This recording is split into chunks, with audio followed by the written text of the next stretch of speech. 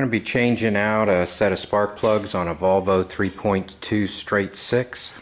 Alright, let's take a look at the tools I'll need. I'll need some sockets, a ratchet, some extensions, a torque wrench, spark plug sockets. Now spark plug sockets have inserts in them, and over time what I've learned is there's a deep insert and a shallow insert. I like to remove with the shallow and install with the deep, and the reason for that is it'll let go more easily if it's just holding the tip. Whereas since this particular car, the sockets are really deep down, I don't want to take a tool in there and try and pull this out, because if it's really latched onto the spark plug during the install, then when you pull your extension out, your extension will just come right out. Now you've got a socket on the spark plug you got to reach in there and pull out. So experience has showed me that either I use a 5/8 inch deep well socket or have a spark plug socket that has the rubber grip inserted very deep into the cavity. And to remove it, you want an insert that's inserted shallow into the cavity to get a grip to pull the spark plug out. So it's a little trick I learned. I'll need the new spark plugs and a hanging folder divider tab. That'll come in handy. I'll show you how I use that. It's another little trick I learned from working on BMWs where the plastic is really fragile and brittle. I'm not going to go into how I chose these spark plugs. Needless to say, I like this particular brand. I really couldn't find a Volvo equivalent. There was an E-Power brand that had 3 prongs because the OEM spark plug is 3-prong. I couldn't find a Bush brand. I couldn't find a Bosch brand to replace the 3-prong. I know Bosch makes a 3-prong, but not in this size.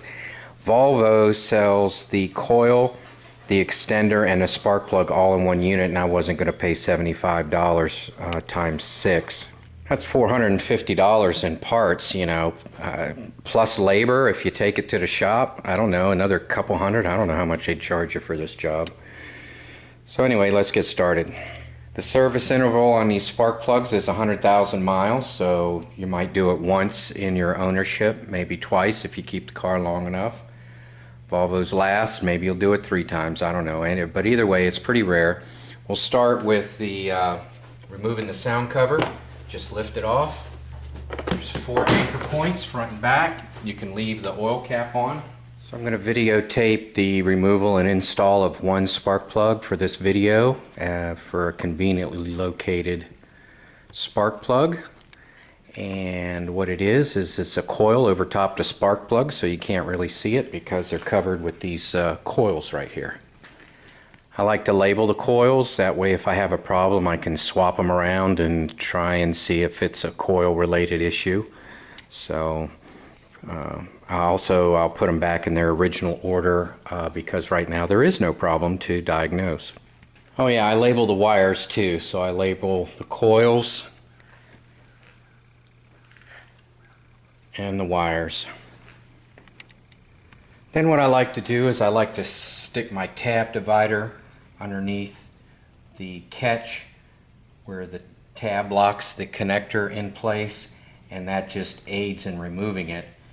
So it just pulls right off because there's nothing to hold it onto the catch right there. I have eliminated that catch.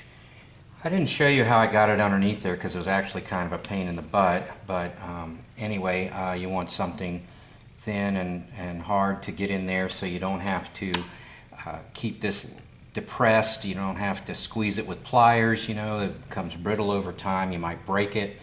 So it's just a whole lot easier if you can get something underneath there to bypass this little lock right here is what you're doing. Alright, you get your 8mm socket or a wrench if you want, and you remove the bolt.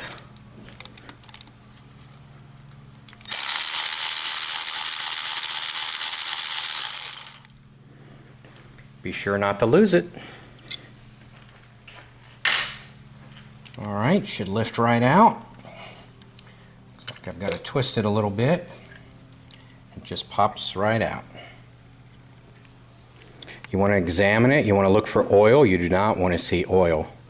and other signs of deterioration, damage, or something that just doesn't look right, especially when compared to the other 5.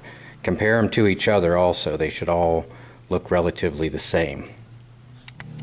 Alright, there's the spark plug all the way down there. So I'm going to take my 5/8 spark plug socket, the one that has the rubber insert that is deep, meaning that it goes almost the full length of the socket, and that'll get a good grip on the spark plug so that I can pull it out. Otherwise you're going to need a magnet or something, especially if you just use a regular deep well. So let's get this guy on there.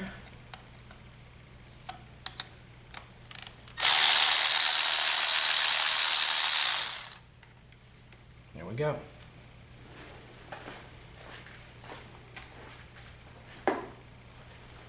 And I'll keep those in order too when I look at them. Well, here's number 1. It's the worst. It's a little bit fouled up. Looks like it's a little bit oily. Got some carbon deposit on there. Here's number 2. A little bit whiter.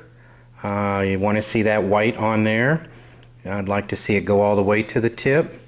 This one also has been darkened, like it's running a little bit rich. Here's number 3. Has white on one side and a little bit darker on the other. It must be the way it's facing the valve. This one looks to be pretty good actually. Here's number 4.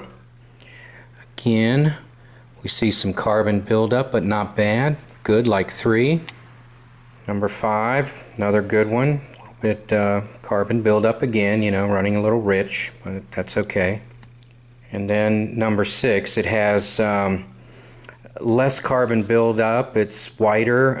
It's a little bit flaky. It actually looks like it's burning a little bit hotter than the other ones. So anyway, they all look good. Number 1 is my biggest concern, but all in all, it's really okay. Gas mileage is good. Getting good highway mileage, getting good city mileage, so we're going to just run with it, put the new ones in. Now I chose the NGK Iridium. The laser means they welded it with a laser, you know, whatever. So the box has instructions, which says to hand tighten and then turn it about 1/16 of an inch, and then tighten it down by turning it 1/2 or 2/3. And I'm going to tighten it to the torque value. So here are my coils. They all look good. Number 4 looks outstanding. It looks much newer than the other ones. I don't know what's going on there, but they all look good. You want to check the boots, make sure the seal is not damaged, because you're going to need that. I see a little moisture on this one. No big deal. So you want to make sure if your seals are messed up, you might have to buy a whole new coil for that part. I really don't know. So for the install, I want to use a socket that's going to release easily. I really don't want to drop it down in there. You're not supposed to change the gap on this, and I don't want it to impact something and possibly change the gap. So I do want to lower it in place. You can also just barely start it if you want to, if you have one that grips really tight. So you can, that's another trick I've learned over time. And you can also put some silicone in there, some lubricant of some kind, but I don't really like to do that. So then, with the spark plug held in place, we'll just send it down into the wheel, into the spark plug well, and we'll just hand tighten. Now the instructions say to go to 1/2 or 2/3, so let's see what a half is. I'll do 2/4. There's 1/4. There's 2/4. So that's a half. Yeah, that's just about right. It's getting ready to click on me. There it is. So it went 2/3, just like the instructions said. So if you don't have a torque wrench, you can just follow the instructions.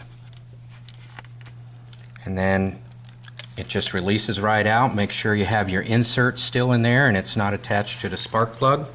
Then I'll take the properly numbered coil, in this case number 6, put Put it in position. Start the hold down screw by hand. As soon as I line it up.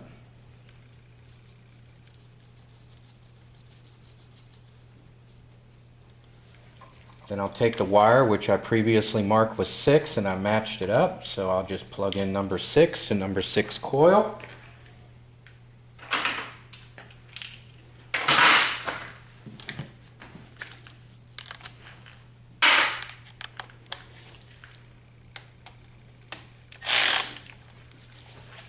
Repeat 5 more times. Also, I'd like to say for this car, I really didn't need that trick with the file folder tab. So these came on and off real easy.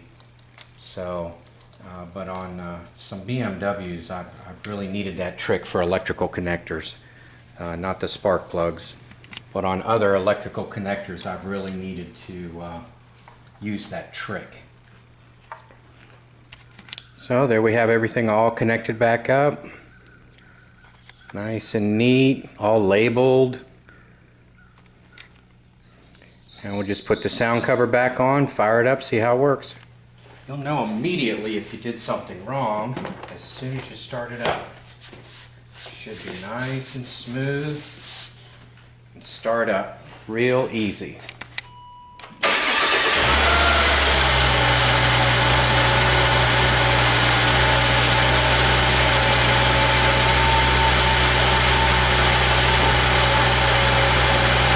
Should be nice and smooth. It shouldn't sound rough. It shouldn't be misfiring.